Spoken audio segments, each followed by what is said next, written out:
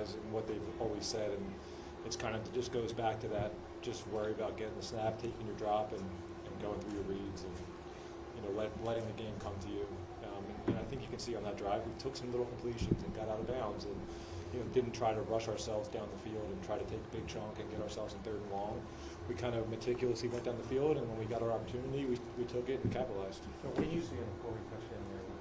Obviously a bust there. Yeah, we ran on both sides. We had that route on both sides, and it looked like the safety kind of went back on that side, and the corner stayed low. And the safety kind of went to the middle of the field. I don't know if that's a miscommunication or not, but I knew that the routes were going to take a little bit of time developing, so I wanted to make sure I got some good depth in my drop and could find a soft spot. And I think we had good protection on that one, obviously, to be able to get a play like that off. And when I threw it, I'm like, oh my gosh. Like, obviously, when you see him kind of go to the sideline and turn outfield, you're like, okay, he's on top of the corner. And then you let the ball go, and you're like, and the ball's midway there, and you're like, oh man, nobody's anywhere near him here. It was a really weird feeling because of how quiet it got in there. You almost thought there was a penalty or something.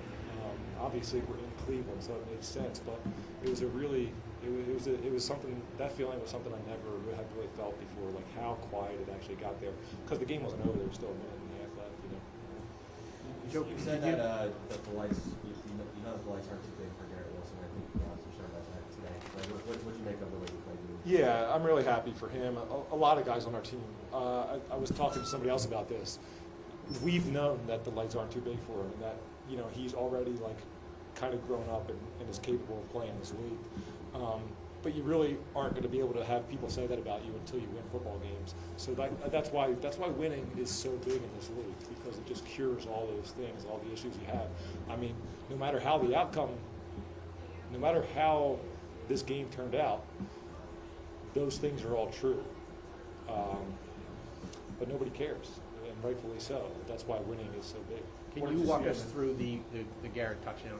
The last one? The last one, yeah. When Mike called the play in the huddle, through my headset, I was like, I kind of had a smile inside, because it's just one of our staples.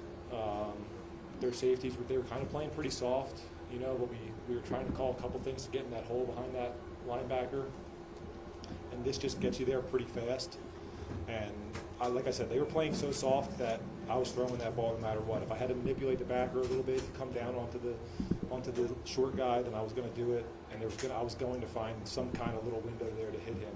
And obviously, it was a pretty big window. And listen, there's ups and downs, all kinds of them in that game. I mean, there's a third down where we don't get it. I hit him on the back shoulder, and we don't convert to third down. It's just part of the process. For him to be able to stay focused and just continue to make plays, it says a lot about who he is and the character that he has. Joe, you've been through some rough days in your time as a Jet in 2020 and 2021. Just what is this feeling like? Yeah, right now? Listen, I think when you build a bond with teammates and you've been through tough times, it makes doing something special that much sweeter. That's sports. I mean, that's the NFL. That's professional sports. It's high school sports. It's everything. It's about these moments, and it does make something extra special when you've been through such hard times with people. Think about family members and things like that you can think back through all the hard times you've been through with people, and you keep growing together and fighting, and you eventually turn the tide a little bit. So I think that it feels really good because of that, and we made one small step today to kind of move us forward. It seemed like you had a lot more time to throw today. What did you see from the offensive line, and how much did that help you with the end result? Yeah, those guys fought really hard. You could tell it. You could see it in their eyes and the way they were approaching the pregame and all that they were ready to go today. I thought we had a great plan to come in here and combat some of the stuff that they do. But it's all about those guys. We knew we were going to lean on them to run the ball and to do that when they had to. And we knew we were going to have sustained drives against these guys, and I think we were able to put all those things together. It was a typical kind of AFC North game where you really don't have that many possessions to put points on the board. I think we got 4 in the first half, and they had 3. And it's just you have to make the most of every one. And when you're running off the field on a third down, it hurts because you know that the possessions are few and far between. But it's all about those guys just sustaining and that little bit longer to maybe convert one extra third down, two extra third downs. So Take a couple more. good. Very good. Thank you very Thanks, much. We guys. have Garrett Wilson. Good job.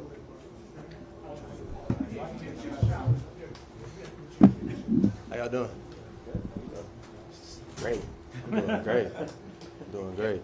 So can you just describe the touchdown, the last touchdown? Yeah. I mean, it's just executing the same, plays we had hit them on earlier in the game. We had kind of got the same